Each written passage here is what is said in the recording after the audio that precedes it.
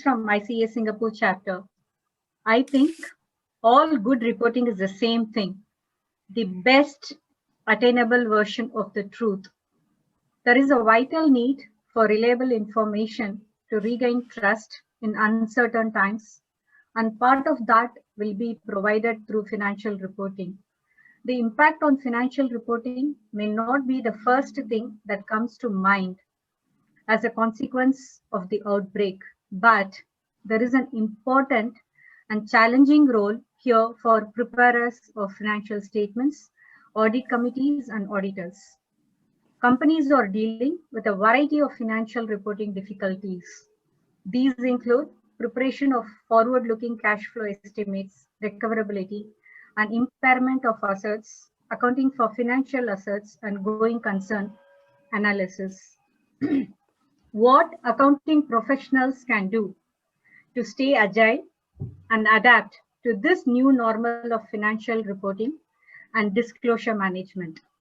To hear on this, we have with us the most respected senior eminent speaker, Mr. Amarjit Chopra, and energetic, vibrant speaker, Mr. Shah, with us.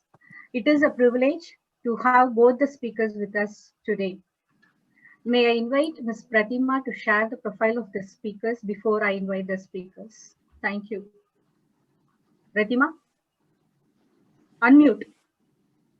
Thank you, Kala. Thank you very much. And good evening, everyone. Very pleased to introduce our first guest speaker for this evening, Mr. Amarjit Chopra. Before I begin, I would like to quote John Maxwell.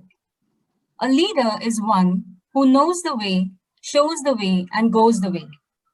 A leader in his own right, with so many feathers in his hat, it is hard not to miss something important when you introduce someone like Mr. Amarjit Chopra, who has served the CA profession for 5 long decades and has a rich experience in several areas of work. I will try my best though. Mr. Amarjit Chopra was elected as the president of ICAI in the year 2010. He has served the institute in various roles over the years, which includes chairmanship of Northern India Regional Council, among others. He has also served on various advisory, review, disciplinary, and implementation committees of ICAI. Outside institute, he has served as a board member of various statutory committees and corporates. Presently, he has been nominated as a member of National Financial Reporting Authority, Corporate Laws Committee constituted by MCA, and a number of committees constituted by government on various issues of accounting and auditing profession, including the recent committee constituted to revise Companies Auditors Report Order. Lastly, he is an avid educator and has been faculty in India and abroad in more than 2,750 professional programs, and recently was empaneled as faculty in IMF. So welcome, sir. A very warm welcome to you. And moving on to our second speaker, with his in-depth knowledge and expertise in the subject, he is a well-known name in the IFRS domain. Mr. Shahnawaz Khan is a CA from ICAI as well as ICAEW and is currently a partner with Grant Thornton, Bahrain, where he leads the IFRS advisory, insurance, and energy practice. He has nearly 20 years of professional experience specializing in financial services, energy, and family businesses. He has led several audit and advisory teams on funds, banks, insurance companies, and has performed firm-wide quality review across the globe. He has also served as vice chairman of ICAI Muscat chapter and has facilitated numerous trainings on IFRS, insurance, banking, and also soft skills. Apart from being a notable speaker on IFRS, including the effect of COVID-19 on them, and we'll be hearing from him in a while, he is also fluent in Hindi, Urdu, and English, and is an established poet who participates in international poetry meets. And today, we might just be lucky to listen to some of his poetry. So a very warm welcome, Shahnawaz. And with that, I now invite Mr. Amarjit Chopra to kickstart the session and address our members. Thank you. Thank you, Pratima, and thanks, Kala, particularly for the opportunities, and Sanjay, and of course, Shaz. It's a privilege to be with Shaz today. I think in a place where I am right now, morning, and in Singapore, it's the evening, for that matter. And the topic is very, very relevant, very contemporary, and I think this is one topic which can never get stale in our lifetimes. Because howsoever good the audit you might conduct, howsoever good the management may think of itself, the ultimate culmination of anything is a good report, basically. And I think when the auditor has done the job, whether it is a statutory auditor or it is internal auditor or it is forensic auditor, whatever auditor he may be, ultimately, whatever he reports, that forms the basis for many, many decisions on the part of the various stakeholders. In the recent past, I think for the last 2 decades almost now, what I find, because when I joined the council of the institute in 1998 until date, which is almost 22 years now, I can tell you that there has been a lot of beating which the reporting has taken, lot of beating, right from Enron onwards. I think what one has seen. Then we have seen Lehman Brothers happening in India. We have seen Satyam happening in India. We have seen ILFS happening, for that particular matter. And when I talk of India, because Shaz particularly told me that I must touch the Indian perspective also. When I look at India with an NPA level of almost 11 lakh crores, mind it, declared level of 11 lakh crores. I lose the number of figures which are zeros, basically. I don't know how many zeros have to be put to reach the figure of 11 lakh crores. One has to be worried about the financial reporting. After all these accounts have gone NPS, all these accounts have gone bad. Some of the accounts through the NCLT, that's the National Company Law Tribunal, have been settled at 6%. Some of the accounts have been settled at 17%. Some of the accounts have been settled at 10%. And some of the accounts may not be able to show any recoveries at all. So the companies might be undergoing the liquidations. So I think the financial reporting has taken a lot of beating and the profession has taken a lot of flack, basically. Now it is with this thing in perspective that one will be talking about the financial reporting. What are the areas in which I think we need to improve upon? And I think sooner or later, IAASB, which is the International Auditing and Assurance Standard Board, will definitely have to do something. They will have to pull up their socks. You cannot continue with the kind of reporting that we have today. In India, we are, I can say in certain fields, we are much ahead of the international things. We may or may not agree to that, but that's the factual position. Because internationally, you have only one kind of a report that you give, and most of the reports are unqualified. In India, we have the unqualified reports. I'm not saying so far as the main report is concerned, it comes as unqualified most of the times. And that's the worry, really, if you ask me. But now the regulator has started saying that wherever the auditor would qualify, they will refer it to the financial reporting reviews and board of the institute. And that board will get into the qualifications of the auditor to what extent these are justified or these are not justified. But that besides, I think the area of valuation, whether it's valuation of inventory, valuation of intangibles, valuation of immovables for that matter, existence of assets itself has been a major challenge if you ask me. Because when some of these scams happened, something said that assets appear because at that time it was H type of the balance sheet which was being prepared. On the right side we had the assets, on the left side we had the liabilities, and someone remarked that so far as the right side of the balance sheet is concerned, there is nothing right about it, and so far as the left side of the balance sheet is concerned, there is nothing right about it, and so far as right side is concerned, there is nothing left about it. Basically, they said that so far as the assets are concerned, there is nothing left so far as the assets are concerned. So far as the left side of the liabilities is concerned, there is nothing right about that particular side, because many liabilities were not captured, both which were certain liabilities and which were contingent liabilities for that matter. And I think that trend continues, if you really ask me. Then valuation under ECL, very frankly today, whatever we may talk of expected credit loss model, the kind of subjectivity that creeps into the very valuations, I think this is mind-boggling, and probably somewhere or the other we will need to have a relook on IFRS 9 also, so far as this ECL model is concerned. I will definitely like Shaz to touch upon, if at all he can touch upon, those three buckets that we talk of. To what extent those three buckets can really be relied upon? I think that's the major question that one will have to ask. Diversion of funds. I think none of the auditors is willing to report on the diversion of funds. And the main reason of the collapse of the various organizations, if you ask me, is the diversion of funds, particularly when you divert the funds from the short-term to the long-term uses.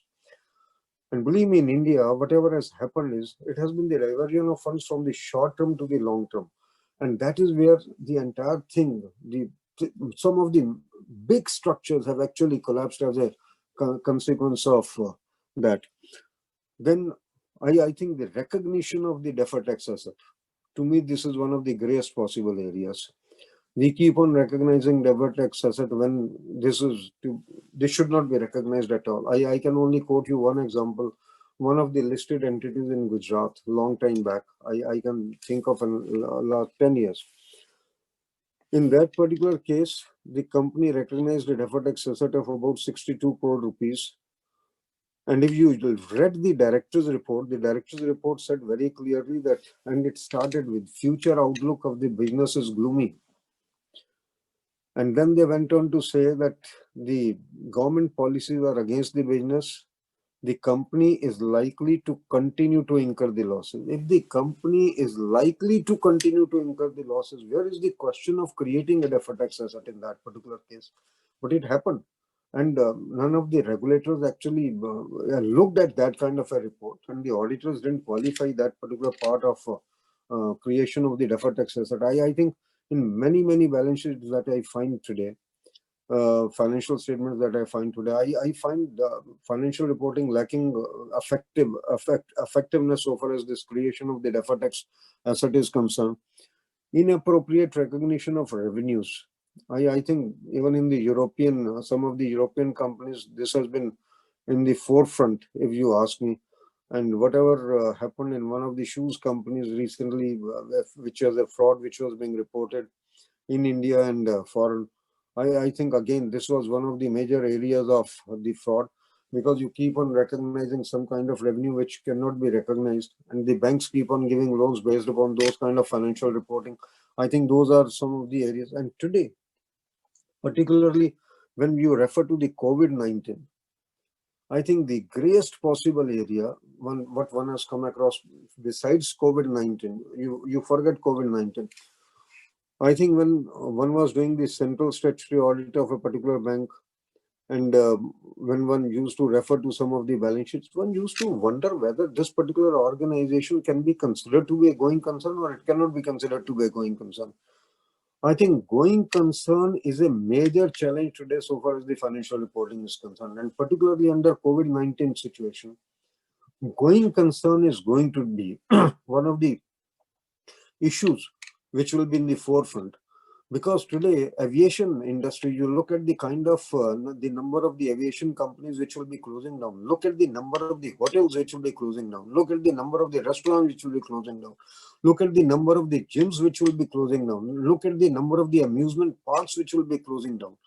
So when you look at, and some of the, you forget about the pharmaceutical industry, you forget about some other like general merchandise things. Otherwise, most of the companies have gone into the problem. So because of the COVID-19, and going concern is one of the major issues so far as the financial reporting is concerned. You see, SS 700, when I look at today, it has already undergone a substantial change. When we were doing CA, nobody used to say that financial preparation of the financial statements is the responsibility of the management. Today it is being said very, very clearly. And SA 700 tries to provide some kind of a guidance, some kind of a protection to the statutory auditor, if you really ask me, because it very clearly says that management is responsible for selection of the accounting policies, but then it fixes the responsibility on the auditor that the appropriateness, the reasonableness of the accounting policies is to be checked by whom? It is to be checked by the auditor. But then it goes on to ask you, say very clearly that what you have done is based upon the test check. It is not the 100% check of the audit, because you want to convey it to someone else at the end of the day. 705, 706 very clearly bring out the changes with regard to the modified reports, very, very clearly the circumstances under which. But the one thing that I have not been able to understand is the SA 240 today, as it stands. And I think, Shaz, I'll definitely like you if you can touch upon that a little bit. I find SA 240 gives the auditor a lot many scope not to report the fraud somewhere or the other. I think you cannot keep on saying that if you stumble upon some kind of an information, only then you will be getting deeper into the matter. I think there has to be some kind of a professional skepticism. And when we talk of the professional skepticism today, I think the kind of world that we have today, I'm not talking of the world 50 years back or 30 years back, when the integrity of the politician, integrity of the bureaucrats was probably much, much better than what it is today. The greed has actually gone down so much that it has gone into the veins of the people. So I think somewhere or the other, now Kingston Cotton Mills case is no more relevant today. You can't keep on talking that auditor is not a bloodhound, auditor is only a watchdog. Auditor may neither, auditor you can't consider auditor only to be a watchdog today. You may not be a bloodhound, but you can be a barking dog.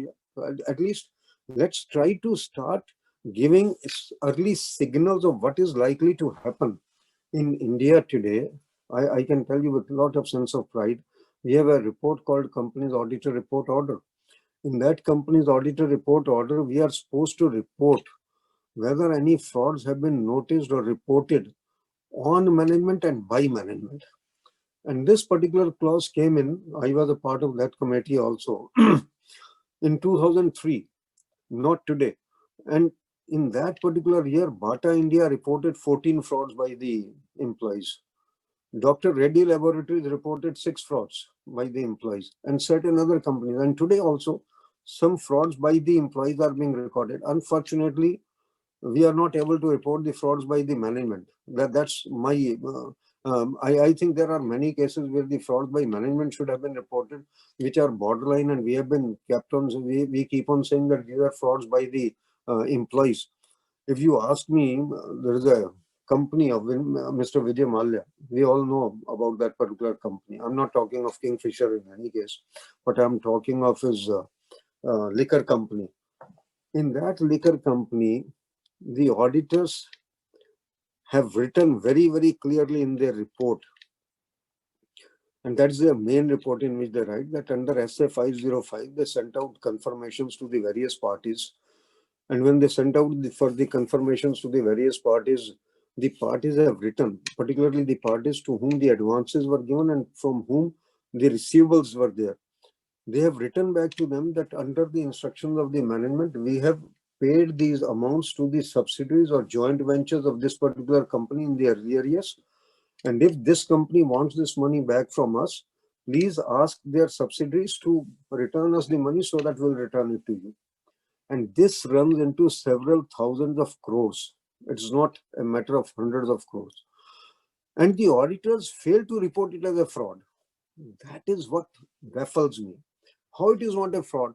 And then the management has the audacity to provide against these particular amounts. And auditor says that a committee has been constituted to look into this particular aspect, whether it was a fraud or not. If this is not a fraud, what else can be a fraud, if you ask me? If the management acknowledges the fact that the companies, whichever they have said, and against that the provision has to be created, I think this is nothing short of a fraud. So you cannot sit on this. So I think in India, at least in Caro, we are supposed to report these kind of frauds. Recently, in India, SEBI has done one thing. SEBI has said that if at all there are any forensic audits initiated against a company by any of the regulators, maybe by the banker, in that case, it should be reported to the regulator, not by the auditor, by the management itself. Now you look at a very different kind of situation. Suppose a forensic audit has been initiated by a banker, thinking that there's a diversion of funds. And ultimately that diversion does not get established. In the meanwhile, it's a listed entity. The share price could come down from 100 to 20. Look at the loss. I think you need to definitely bring out whatever fraud is there, if at all it is there. But you cannot prejudge a particular situation. And if something is to be reported to the regulator, it will never remain secret. There's no way that it will remain secret. It will get leaked out. So I think everything has its own pitfalls. So basically, one of the discussions which is going on in India today is, you see, we all auditors talk of materiality. Shahs, we all auditors talk of materiality. But what is materiality? Nobody has been able to define ever. That's the most unfortunate situation. I think in some of the companies not abroad, other than India, materiality levels are required to be reported. What do you think are the materiality levels? And when I sit in some of the audit committees, I personally feel the auditors are now coming around and making a presentation before the board. These were our materiality levels, and these were the unadjusted amounts because these were below the threshold of the materiality level. So probably these have been ignored. But what is more important is, one has come up with the experience sitting over in the disciplinary committee and other places, that what is the sample of an auditor? Nobody is disclosing anywhere. Nobody is disclosing anywhere. And whenever in the disciplinary committee it comes, he says, this was not a part of my sample. And whatever is correct has always been a part of my sample. I don't think that can work. And I think we have a lot of discussion going on whether this sample requires to be now given in the financial reporting or not. What kind of a sample the auditor has picked up? What has been the methodology? Even if you don't give what is the sample that you have picked up, what are the accounts that you have picked up, but at least the methodology for picking up a sample should be given. I think there's a lot of discussion so far as this particular part is going on.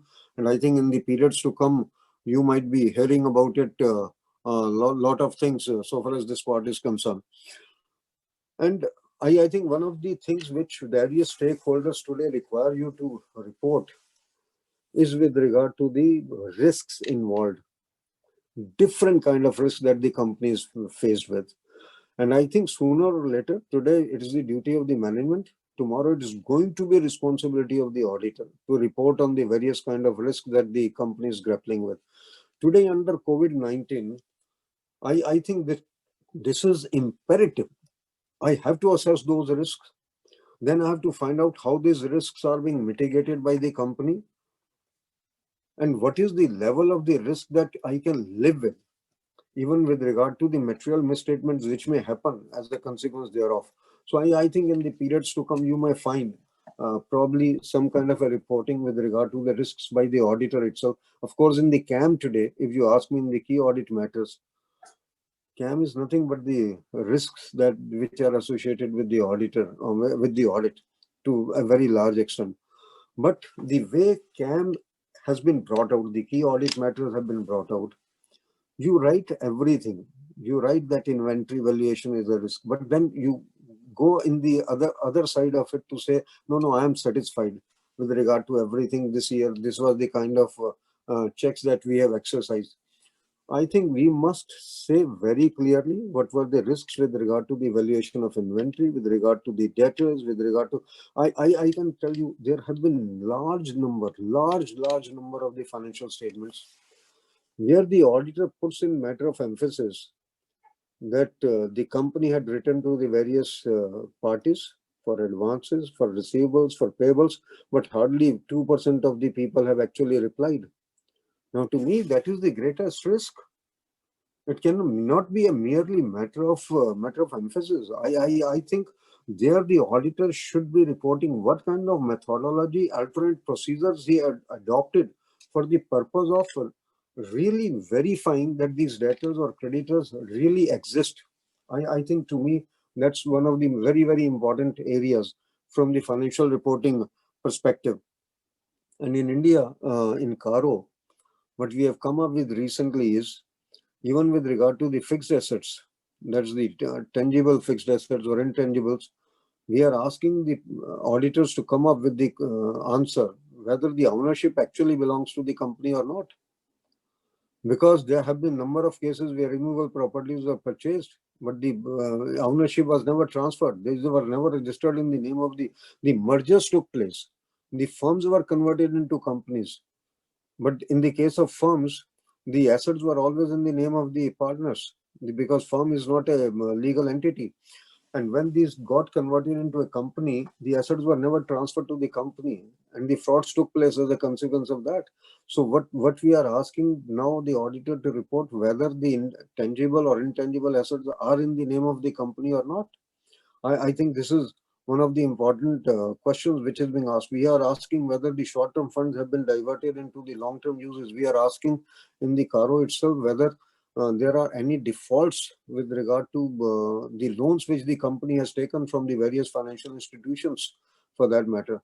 So I think no, not only we don't only stop there. We are even asking today, because of the experience in the banking sector, in the this company's auditor report order, a question has been very specifically asked now, whether the information which is being provided by the company to the bankers in respect of the debtors, inventories, creditors, other work in progress, etc., whether this tallies with the books of accounts or it does not tally with the books of accounts.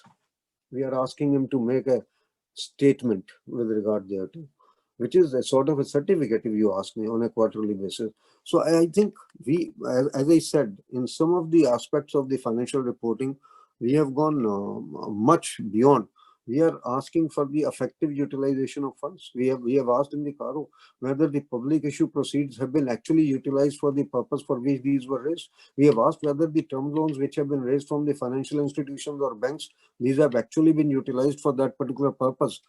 So I think, and of course, related party transactions always remain one of the major areas of frauds. I don't have to talk much about it.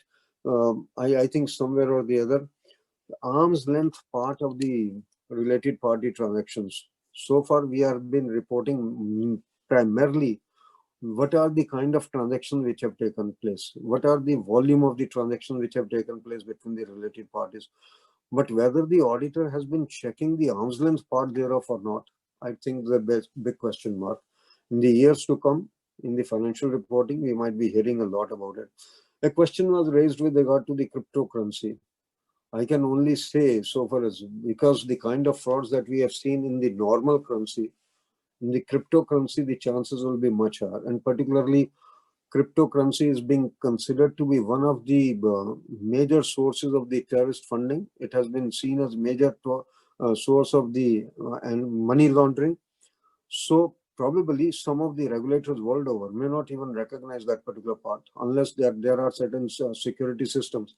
I think the auditors may have to keep away from that for the time being.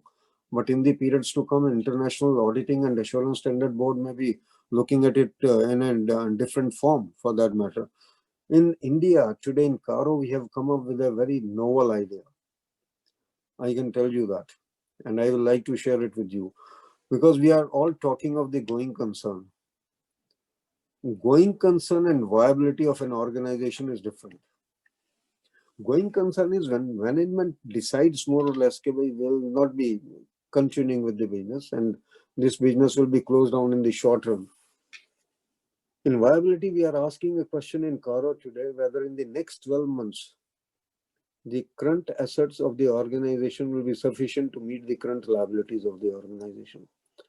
And you can find out if the answer is in negative, the solvency of the business is bound to be impacted as a consequence of that.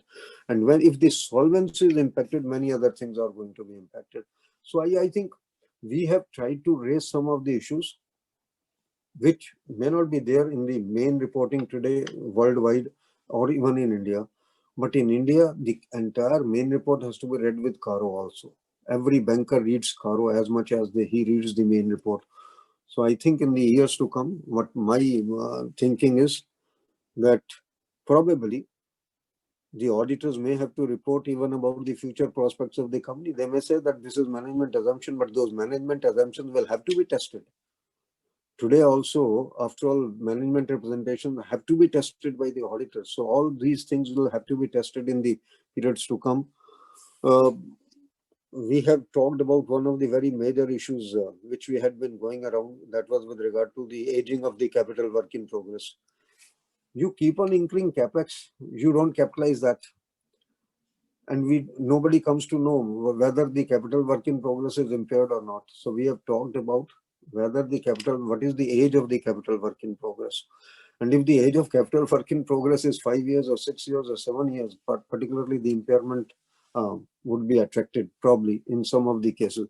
So I think if you really ask me, these are some of the important issues. But to me, the most important issue, Shaz, and everyone, I will say, is the independence of the audit.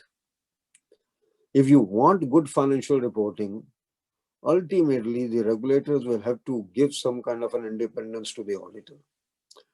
And if the managements, people may or may not like my statement, if the company managements continue to appoint the auditors, we may say theoretically these are the shareholders who appoint the auditors. No, shareholders appoint the auditors. Ultimately, these are the managements who appoint the auditors. Till the time there is a mechanism worked out that the auditor's appointment gets out of the hands of these managements, I think independence to me is the main crux, is the main issue so far as actually leading to good financial reporting is concerned. That's all I will like to say. Shaz, thank you very much. Thank you very much, Kala and Sanjay ji, Pratima ji, and others for providing the opportunity. So far as seminar or webinar is concerned, this is my first webinar or seminar. So far as Singapore chapter is concerned, this was my debut. Of course, when I came as the president in the institute's program, I definitely delivered the lectures. But as a part of the webinar team, this is the first time that I'm delivering. Thank you very much. God bless you all. Thank you. You're honored.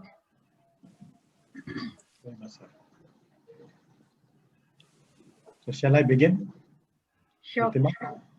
Yes. Well, I forgot actually what was the discussing point, because it's always been, I've been so fascinated to hear, Amarjit sir, and I forgot that I'm a co-speaker. So I was enjoying the talk so much that, and then in the end I realized, God, I need to speak something now. But I'm conscious in between, I made some of the points note what sir have actually asked me to, mention actually in my talk. But the way I've structured my talk was around, I guess, how's the financial reporting so far, where have been my experience up here in the Europe or in the Middle East. I've hardly worked in India ever since I've been qualified. And what I believe, I guess, the future lies. I would answer, I suppose, first thing, sir has asked a few points for me to address. And thank you very much for mentioning me as a poet, because this is something, please me more than anything else nowadays. So IFRS, I guess, sooner or later would disappear. But I guess the poet title would remain, with me forever. So before I start, because sir happens to be my mentor, guru, and So Shaz, you will be known as poet Shaz rather than CA Shaz. Yes, sir. So sir, now you are here, and with the persona, the gigantic image you have it. A few lines for you before I begin, as like my pratna for you. सहारा लेने की sir के लिए सहारा लेने की आदत नहीं उनको, वो अकेले ही पूरी महफिल के बराबर है. So sir may not need my input, and I guess he is in fact a whole encyclopedia of anything you can name it. Just for the purpose as I've been invited. So thank you very much, Kala, and thank you very much, Singapore chapter, for inviting me. I suppose this is something been overdue. We've been discussing, I guess, in the past as well. And I'm rather delighted, a little bit of scared as well. Normally I speak on IFRS, but this talk is a little different. So I've been, going around just reflecting some of my experience in the past as well. As sir has asked me specific things. So before I begin, sir has asked me something about the IFRS 9. Yes, and I had a fantastic, very good session actually for Melbourne chapter. that's specifically meant for the COVID, IFRS 9, 15, 16. But two standards, particularly been affected by COVID is IFRS 9 for sure, and stage 1, stage 2, and stage 3. Historically, we had, significant increase in credit risk that was in a standard formula. When something behavioral patterns, happen, something, default happen, you move from one category to the another category. But those days, those days haven't happened actually in the COVID time, because yes, there was default, but ISB had come up, with the clarification for changing the default rate. And what happened around the world, the regulator have come back, with their own definition of default rate. For example, in Bahrain, from 90 days to 180 days, or Oman and somewhere else as well, just to give a benefit. The other thing which we found often that when we calculate the significant increase in credit risk or the staging was, I suppose, the recovery path.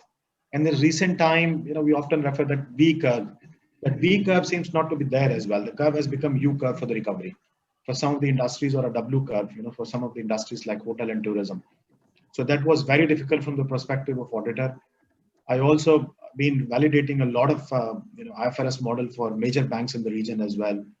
Just quite recently, I have finished it for a US multinational bank having branches up here in Bahrain and rest of the region as well. They are there in the Singapore as well.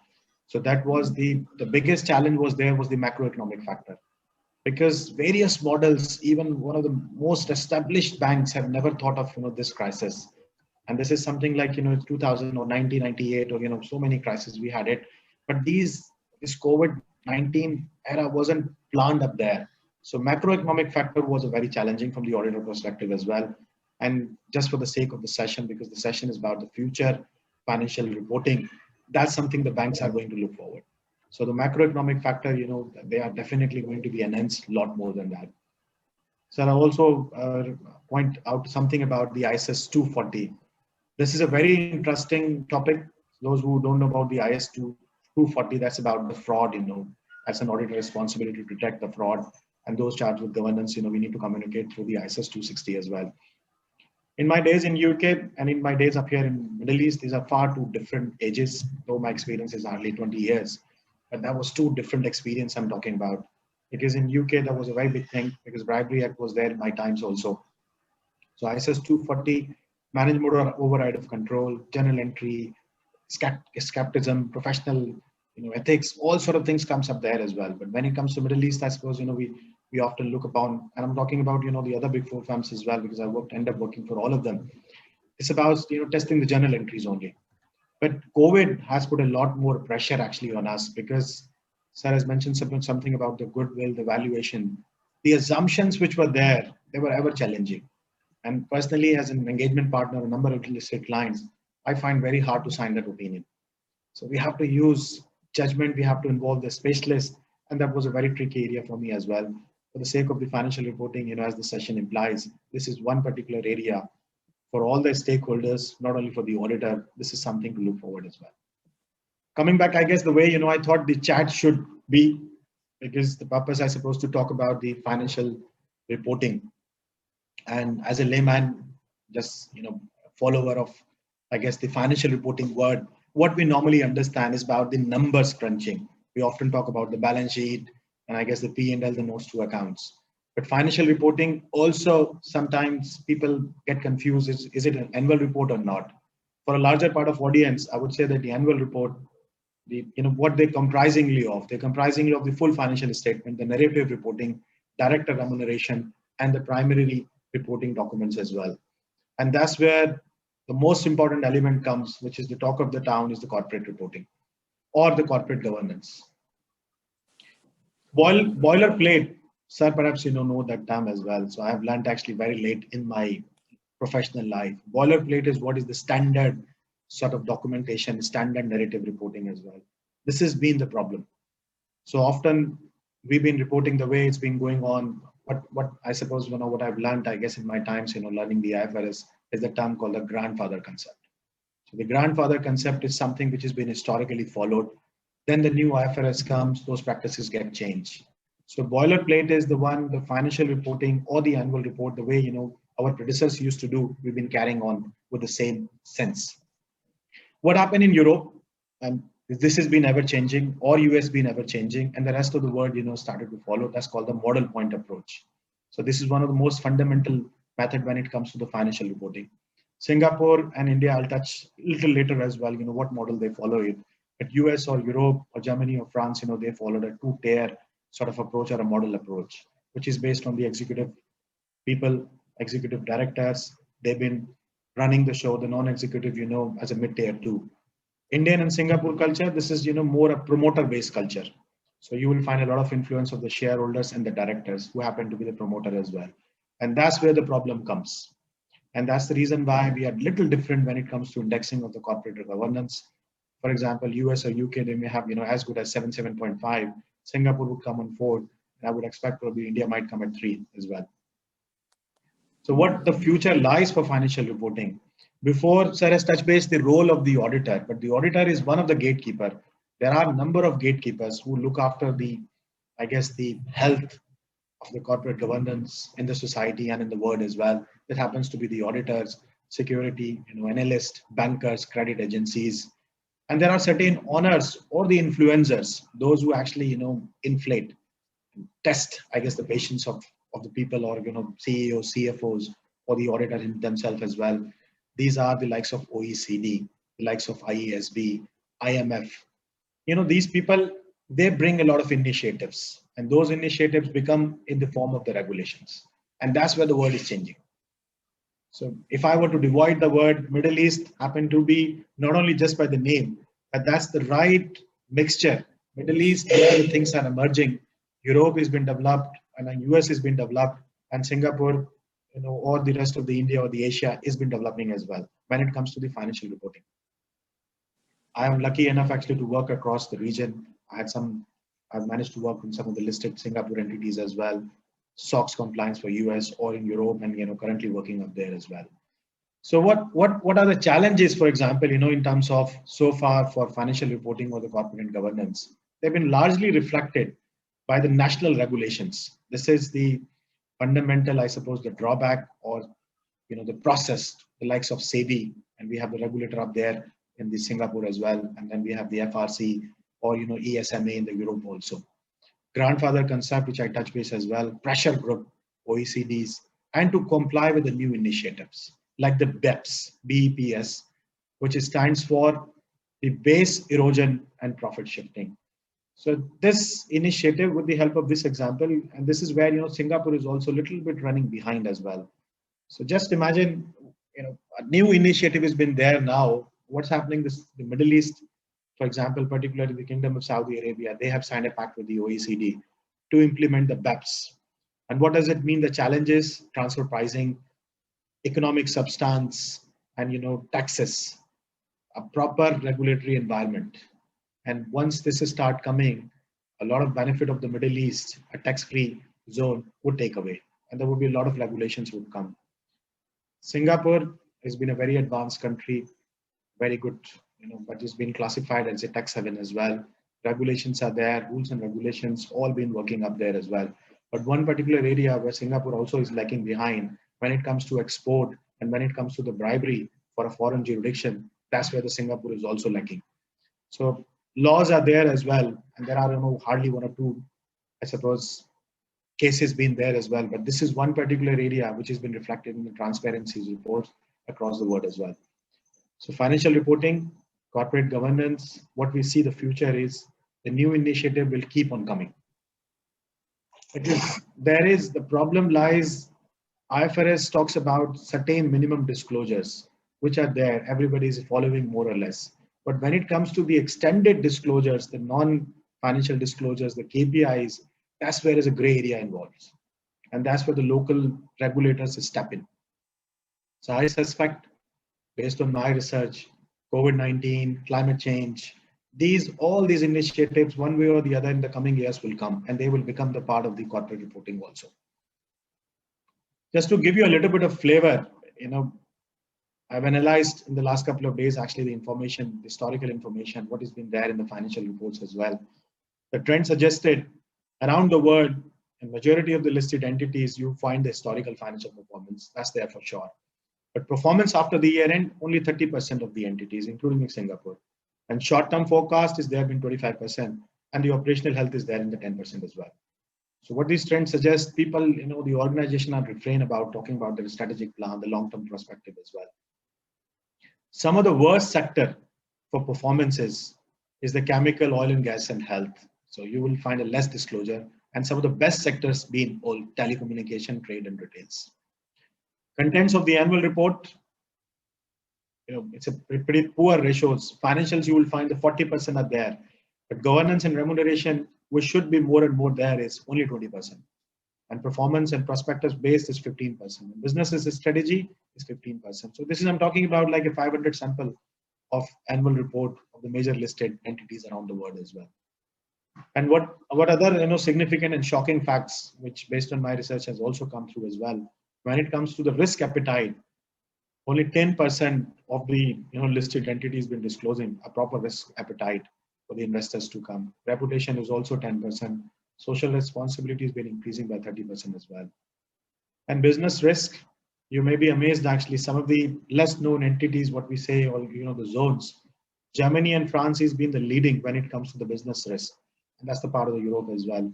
UK is behind, and Hong Kong is, for example, is 5, or I would rate the Singapore at the same place as well.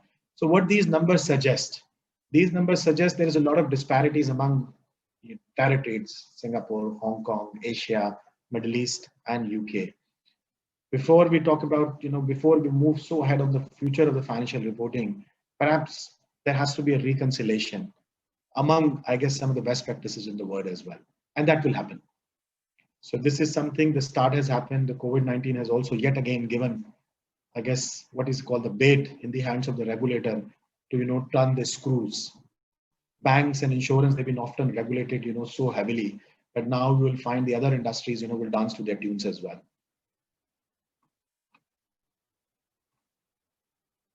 And the other aspect, before I conclude my talk and then, give you a little bit of heads up, I guess, how a good corporate reporting or financial reporting should be it.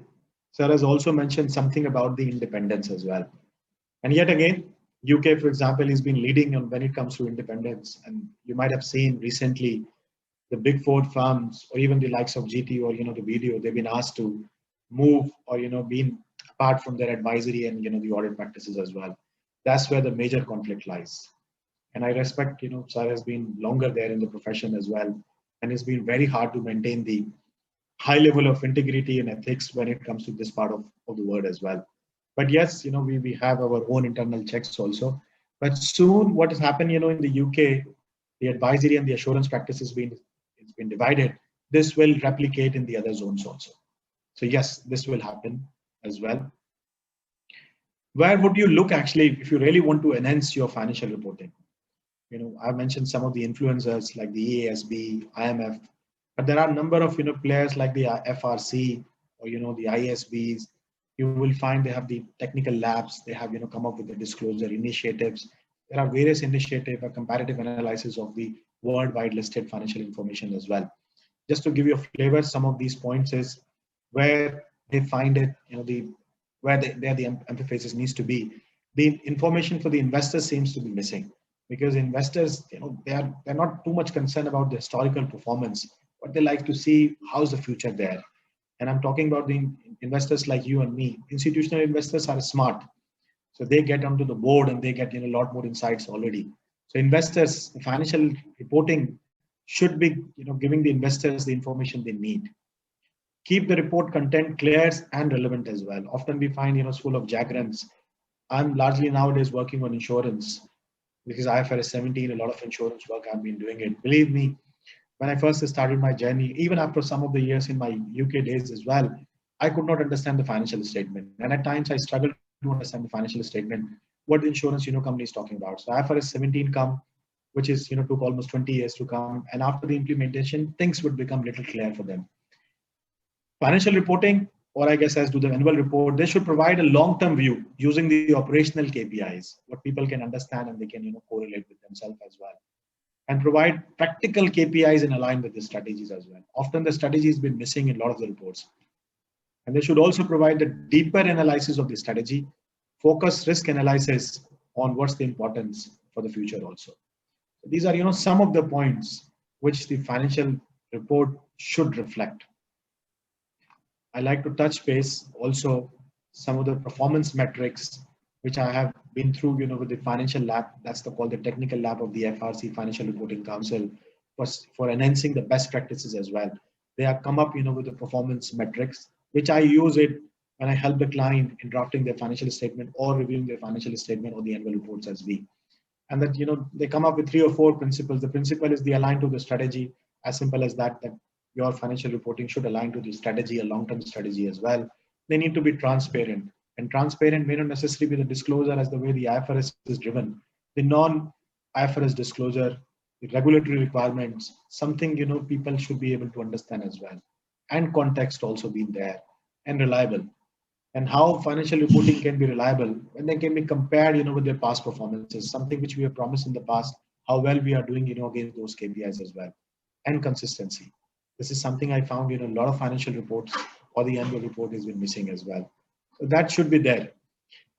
So gaps, non-gap, we have touch base. Standardization, I believe we have also touch base as well.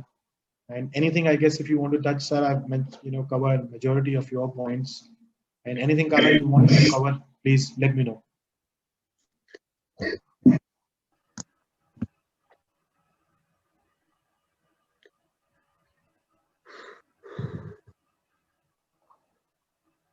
Yes, Kala. Yeah. Anything you want? Yes, maybe I guess a couple of, 1 or 2 small comments as well on the structure, which I've been analyzing is quite recently also. But I found, I guess, US and UK, there is a lot of, public involved.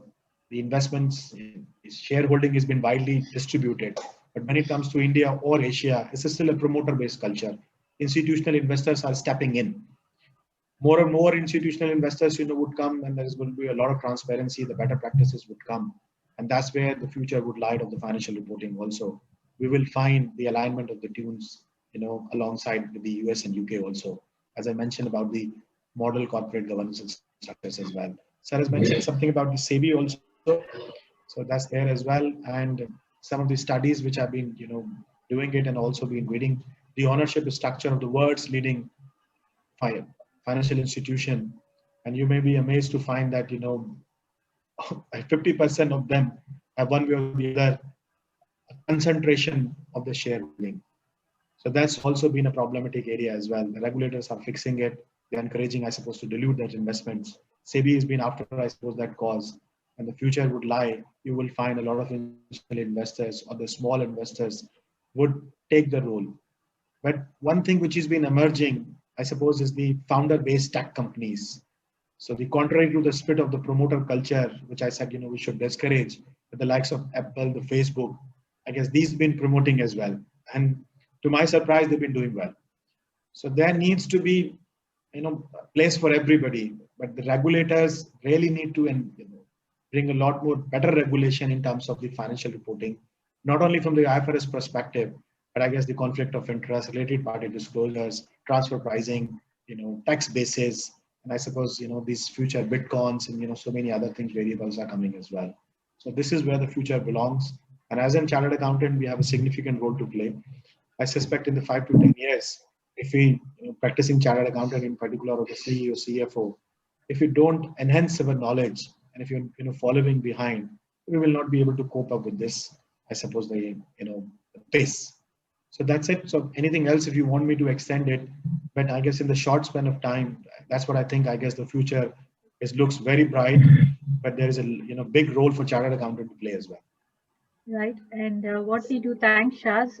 We will see if there are any questions, and we can go to the question and answer sessions. But before you proceed, Kala, I have 1 or 2 observations on this, basically. Number 1 is I think Shaz was very, very relevant when he said that he himself has not been able to understand some of the reports, the kind of disclosures which are there. I always say that this IFRS are very, you can say, printing and paper industry friendly, if you ask me. I think people get lost in the information which has been gathered, and I think IASB is going through a particular project in which they are trying to find out what are the ways to reduce the disclosures, because there are so many disclosures that you don't get the meaningful information at times, basically.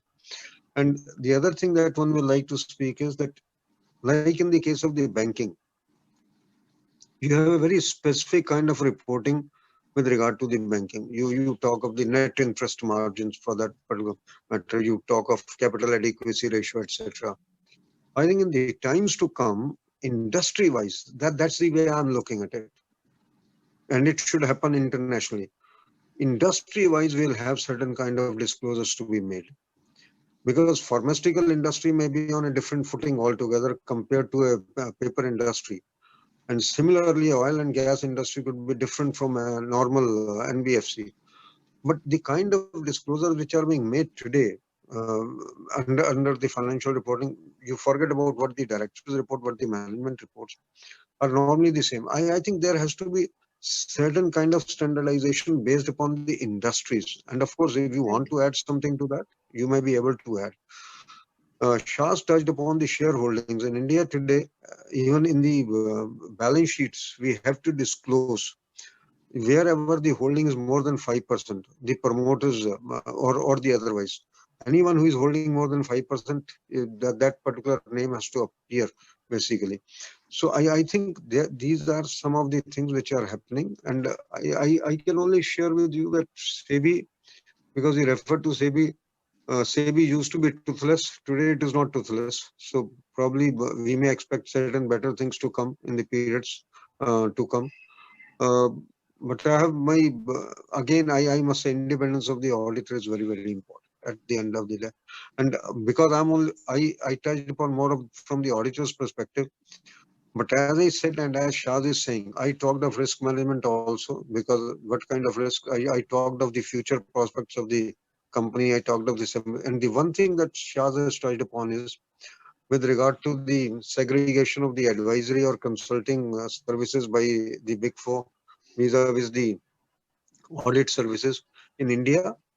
There is a committee which has been constituted, and I can assure you, in the public interest entities, maybe in the next 2 years or 3 years, because UK has fixed 2024 as the period. I think India might do it much earlier than that. That's what I am looking at.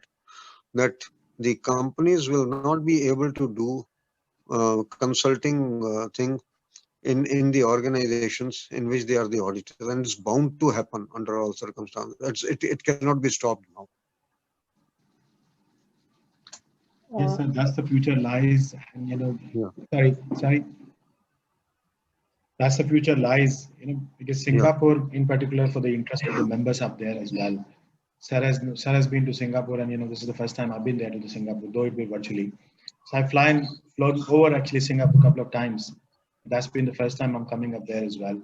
So Singapore is doing fairly well when it comes to corruption as well. But they are not part of the OECD. They are not neither the partner. I guess they are not the key partner as well. And this BEPS, which I touched base, that's the future. Lies there up in the Middle East as well. And, a lot of things are changing. You may find the hub of the international world is going to be the Middle East, because Singapore, being the port and the largest exporter, I believe that status quo is going to be cushioned now in the next couple of years as well. So this is where the market dynamics would change, so do the regulators will change, and we'll see the enhanced reporting requirements. So yes, so that's where the future lies, and we can often talk about, I suppose, next 5-10 years future. And I guess after 10 years, who knows what would lie there up there. But that the future looks very, very bright for chartered accountants. Well, thanks, Amarjit sir and Shaz. As you said, yes, the future lies for enhanced reporting and standardization for different industries, which we may also in another 10 to 15 years, we may see a change. And there are, I think, a couple of questions. Would you like to take that up? Yeah, please. So first is from Srividya. Srividya, would like to ask that question? Can you please unmute yourself?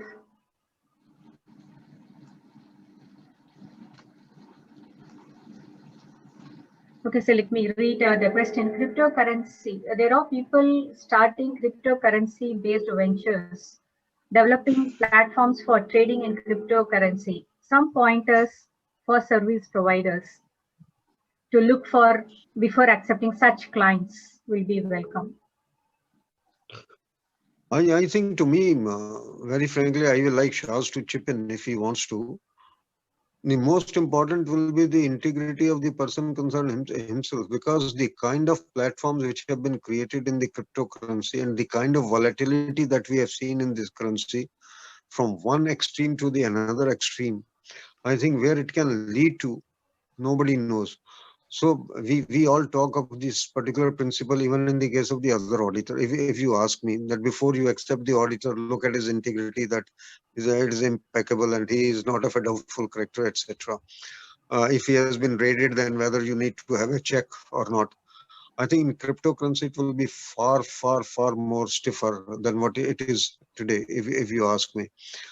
And of course, the volatility, etc., all those things will remain. I personally feel one should be very, very, you can say circumspect when one is accepting the audit for this cryptocurrency platforms, because if someone is using it for money laundering, I again repeat it at the cost of repetition, I think this can be very dangerous for the auditing profession. We already have some very, very bad cases, not of cryptocurrency otherwise. I think we shouldn't add to our woes further. Okay, thank you. There's a second question. Recently, there have been a case of a hospital company in Dubai filing a case on the auditors.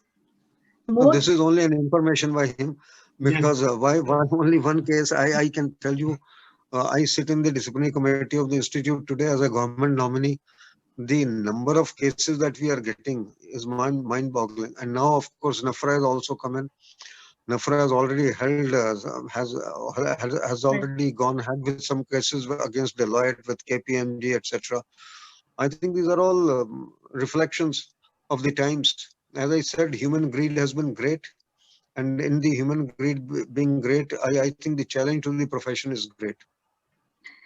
Okay, most family-owned companies have issues deeply buried in the books of accounts. Auditors keep their hands away with a management letter, and the mess go on for years until they start defaulting bank payments and vendor payments. Can you please talk about responsibilities? I can only tell you one thing. Whatever management letters you may take, ultimately you are bound by SA, standards on auditing. And standard on auditing is absolutely clear with regard to management representations, that you have to test for the veracity and authenticity of this particular management representation. I will give you one very simple example. Forget about it. In India, demonetization took place. We all know. Yesterday, we celebrated 4 years of demonetizations, if you ask me. A very pertinent question to be answered today. Yesterday, also, I put it as an answer to on Facebook to somebody. Unfortunately, the intention was very good, if you ask me, but it ended up very badly because the implementation was bad. Now, in the case of demonetization, I can tell you any number of cases, not one case, where on that particular date, the cash in hand, which might have been shown, must be 50 lakhs, 60 lakhs, 70 lakhs, 80 lakhs. And this cash in hand was running for, say, 6 months or 1 year or 2 years. Now, the management says that this was the cash in hand. But I, as an auditor, when I go and I find that even if they had to make a payment of 50,000 rupees cash for freight or anything else, they used to go to the bank and withdraw the money on that particular day. What does that show? Doesn't it show that there was no cash in hand? Can I not? There are a number of financial statements, audited balance sheets, I can tell you, Kala, where they show checks in hand at the end of the period. But those checks in hand, if are not deposited in the next 2 days or 1 day, so running into several crores of rupees, that itself is indicator that these checks were never there in hand, for that matter. So what I'm trying to say is that it is my conviction. I think I have to have courage of conviction. I have to be convinced myself that this was happening. I will give you another case. Recently, we were auditing one of the bank branches, and we were only the branch auditors there. We came across a situation where the work in progress was equivalent to almost 10.5 months of the sales value. The work in progress value was almost 10.5 months of the sales value. Now, the first thing that came to my mind, how is it possible? It's a menthol manufacturing company. A menthol manufacturing company, what is the operating cycle? It is nothing. So there we went into the detail, and you will be surprised. The work in progress was being valued at 2,300 rupees per kg, and the product was being sold at 1,200 rupees per kg. How can that be? So you can catch hold of it. So management may keep on saying anything, but as an auditor, I think I have a right, and that right is given to me by the standard itself. I can reject that management representation. I don't have to rely. Even when it comes to relying upon the work of another expert, my standard gives me power that I have to look at his assumptions, presumptions, competence, qualification, everything, and then get into this. And then if I find his assumptions are absurd, I will throw out his work. I will not accept that particular work. So I think similarly, and I fully agree with him. This is what the profession has been doing for ages, that in all promoter owned companies, basically, we have been burying the problems under the carpet. We cannot. There's no way that it will continue to happen somewhere, and that is where there is a substantial erosion of credibility so far as the profession is concerned. I think sooner we wake up, the better it is. Whenever the regulator wants to do it, it makes our life very tough. If we do it on our own, I think it is much easier. So I fully agree with this question, his observation, but I will only like to say the auditor is empowered to reject the management representation. But if I don't want to, then what is the solution? Then there is no solution, except when the time will come, I will be hauled up in the disciplinary mechanism or somewhere else. Today, I can share with you a very large number of cases which are coming before us are not based upon the complaints being made by the client. These are coming for the complaints from the Enforcement Directorate or from the Central Board, from Central Bureau of Investigation, or from the bankers, or from the Income Tax Department. So I think the times are changing, the things are changing, the complainants are changing. So we have to be on the guard. Thank you, sir, with that. Yeah, just this small, I guess, note on that as well, because this question involved, the Middle East or the Dubai as well. I don't know who is the auditor up there. They're also, when we talk about the Big Four, I guess the top tier, the BDO is Grant Thornton, we have standards because we've been driven by the global methodology, which has been primarily based on the international standard of auditing. So we do have, the ethics and I suppose the professional misconduct all there in inbuilt in our methodology too as well. But there is a section of the substandard auditor, in operating in this region as well. And yes, they might be making compromises. They may be considering something on the face value of the management as well. But just to put, because I've been earning my bread and butter as an auditor for a number of years. So when I suppose, something come up, the auditor has been doing this thing bad or this thing bad. As a general statement, I suppose we should refrain. Go to the grounds. Who is the auditor? What is the background? Do they following any methodology? And then I suppose, we should make this statement that, auditor is doing something on that. And if you come up, there are mechanisms, you can report it to the ICAI and, you can report it to the regulatory authorities. There are, tough regulators in these regions as well. Thank you. Mr. Khan, can I add one thing? This company, Dubai company, which we were talking about, they were probably not doing well, and the turnaround company which took over the management, they filed the case on Ernst & Young, I understand. So, it was due to bad reporting in the past years. Many of the things were hidden in the balance sheet and were not revealed. So they started to claim almost like quite a huge amount, I was told, was claimed from Ernst & Young. So, where does the buck stop? Whether it is the financial controller who hid all the information, or the auditors who did not find it, or the management who signed the report saying that everything is fine and nothing hunky-dory. So where does the buck stop? I guess, because this is a very difficult subject and, of course, we should have session more on these things. As I mentioned earlier about, yes, there are, procedures. I used to work with Ernst & Young in my days in number of years in UK office, in Saudi or in Kuwait office as well. It's a world-class firm to work for. Unfortunately, in this instance, the name come up. What I was trying to, make a comment is the individual, I suppose, or probably, one team might let you down as an auditor. But a general statement, I suppose, about any organization is not good. There are, cases being taken care to the regulators, and they will, take, I suppose, the matter as that in law, in the due course as well.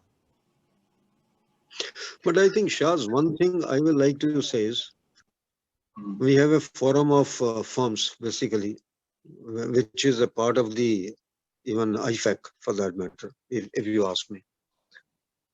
And they boast of, I'm using the word, they boast of that they lay down standardized procedures, etc. for these firms. And all the top firms are a part thereof, if you ask me. But when Satyam happened, I think that was the duty of the forum of firms to look into that and to debar that firm from their forum. It doesn't happen, unfortunately.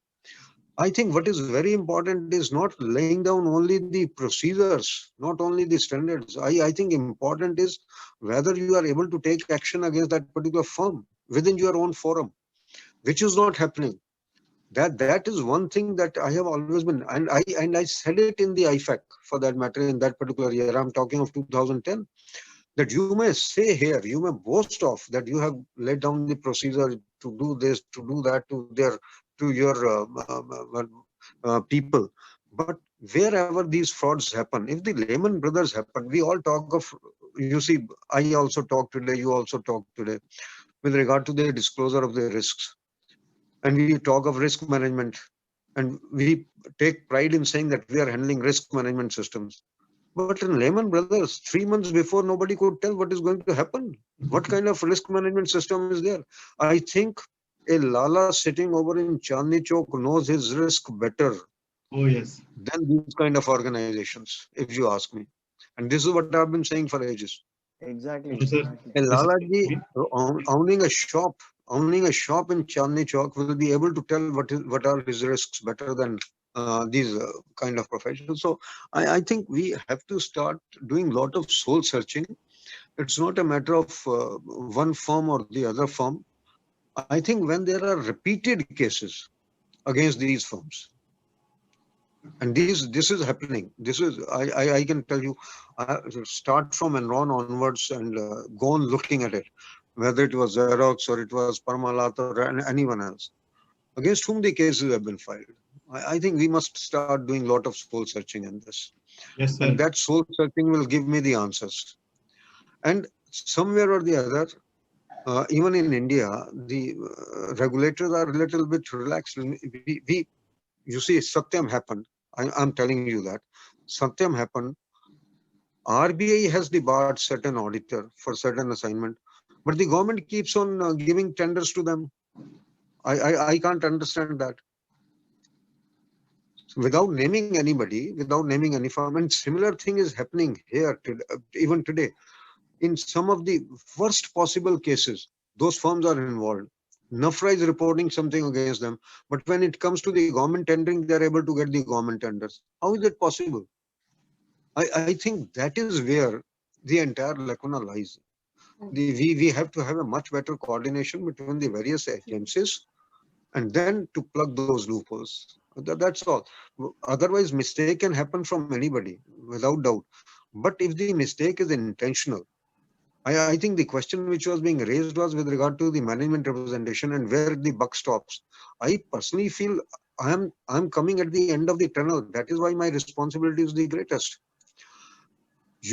Different people can miss it out, but when I'm standing at the end of the tunnel, my responsibility becomes far greater than the responsibility of the first one. Because if I also leave it, then everyone has left it. That is what I will like to say. Sir, thank you very much for enlightening it. Just, I guess, there are instances not like that, the up there in the regulator, for example, KPMG and Moore Stevens, they've been banned, for 1 year. For I suppose, signing the audit opinion in Oman as well in my times when I was there in Oman. There are instances happening as well. But the lobbying system, and this is something I guess, this is not a forum, I believe, to discuss it. But yes, regulators or the ICI or the national regulators, perhaps this is an area. I will only use one sentence. When profession is being run like a business, it will happen. Yes, sir. So this is where we will take up. But any other question, because this is a very hot topic, and I've been very vocal, to, I guess, strengthen the non-Big Four firm. Though I worked, largely my life in Big Four firms, but Why all not? the firms, should get the bread and butter in the world. Sorry. Yeah, but Can what he I- said as yes. Why not we introduce some credit rating for audit firms, whereby they lose, they're gone. Huh? Yes. We are talking of bonds, CRISIL rating, this rating and all. Have ratings for even small auditor, big auditor, like the restaurants have got A class, B class and C class. Have auditors also like that, Sorry, who is it Krishnan again? Sorry. Krishnamachari, yes. Oh yeah, correct. Krishnan. I guess these rating, do exist. I don't know whether you're aware or not, but every bank in this region, and I would suspect up there, in Singapore, because these ratings do exist, I suppose, in my times in UK as well. They have their own mechanism of rating the firm. So, fortunately, unfortunately, Big Four firms, they, I suppose, always get the good grade. But the firm, like I guess, the mid-tier firm, they really work too hard, to get to that 1 or 2 or third, category of grade ABC as well. So these ratings do exist. Yes, but post-evaluation, I suppose, sir can, flag a little bit more insight from the institute perspective. No, I think when you talk of credit rating of these firms, what will happen is it will depend upon the number of the partners, number of the staff members, tech-savvy things, what kind of assignments you have handled. So in that case, it will all be positive. I think if at all downgrading has to come, it has to come by the number of cases that have been filed against them. I think if the credit rating has to be influenced by that, that will be one of the major factors. Yes, sir. Yeah. Thanks. Yes, sir, you rightly pointed out, and coordinating between agencies is also very important. I think that's a valid point which you mentioned. And as Mr. Shah said, this one topic we can keep discussing. We never end. Okay, so thanks to that. And Sanjay, please, for the vote of thanks. Yeah, thank you, Kala. So on behalf of ICI Singapore chapter, I would like to thank CA Amarjit Chopra ji, past president ICI. As we all know, sir is one of the finest, experienced and knowledgeable finance professional and a good human being who has immense contribution not only in the success of ICI, also to finance profession at global level. Sir, your today's address, like always, intellectually stirring, inclusive and truly insightful. In particular, your conceptual construct of financial reporting constituting assurance that the accounting professional will always rise to the expectation of the government and the society at large. Heartfelt thanks for gracing today's session as you join all the way from Canada in a different time zone, a very early morning time. That shows your commitment and dedication towards the profession.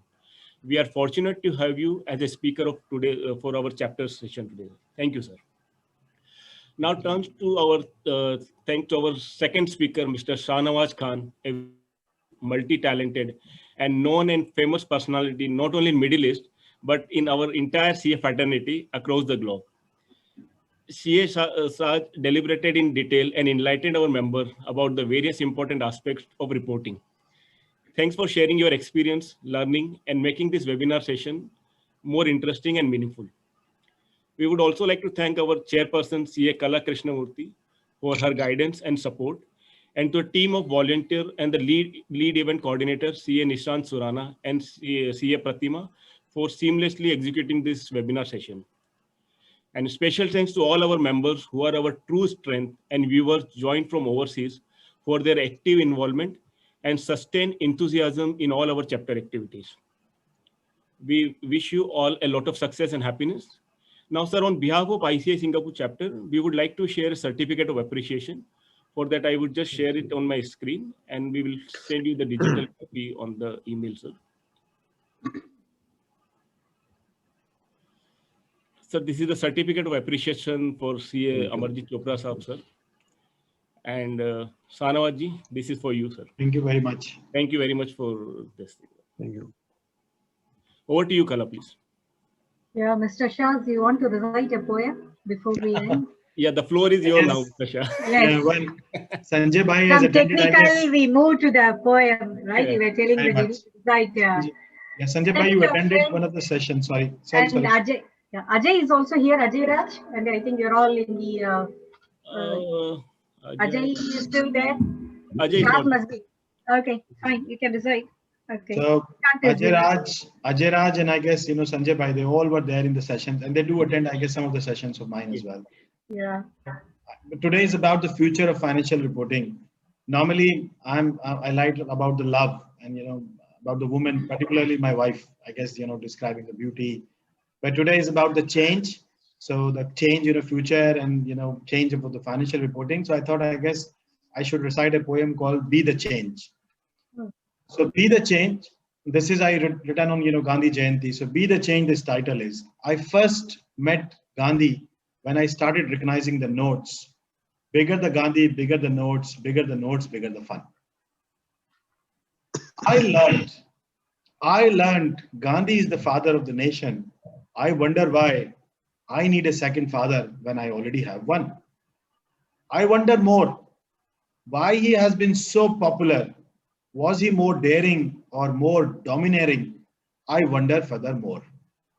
People roared that Gandhi is a synonym to compulsion and never used backdoors. More I learned his quality, more I got confused. Whenever I adopted his teaching, I often get refused. I was so indifferent. I was no indifferent to others. I was no indifferent and started to live life as an ignorant. Life was nothing more than finding my selfish betterment. With a hope of making a career and finding a life, with a hope of making a career and finding a wife, I reached London, the city of life. Wife was hard to find, but Gandhi was always around, as Gandhi in England has been so profound. Over the years, I discovered more of Gandhi. More I discovered, more I found myself as a reflection of Gandhi. Why so? Gandhi's teaching are part of management lessons. Mankind needs to live in more harmony than before. World needs to be a non-violent place than ever before. Nothing is better than being simple and set free.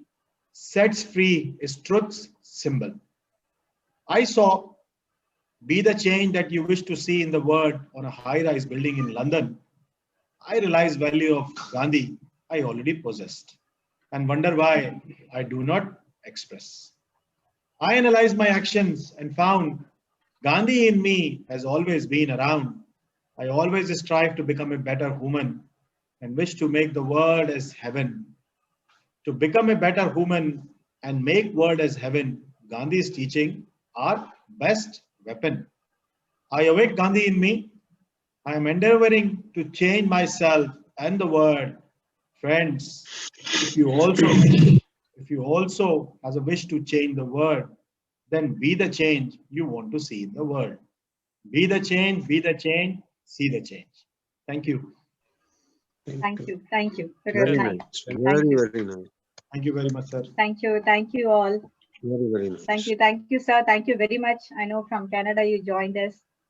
We are Yeah, much thank honored you. and privileged to have you. And No, thanks. no, it's my privilege is mine. That's all I can say, Kala. Thank you very much for allowing me to make my debut in Singapore in the webinar. That's all I can say. God bless Thank you very you. much. Thank you. Thank you, sir. God bless you. Thank you. Thank you Thank very you. much. Take God care. bless Shah. Thank you, Mr. Thank Shah. you. Thank you very much, sir. Sanjay. I'll speak, sir. So enjoy your rest of the holiday till 7th of December. Thank you. Thank Bye. you. Thank you. Thank you.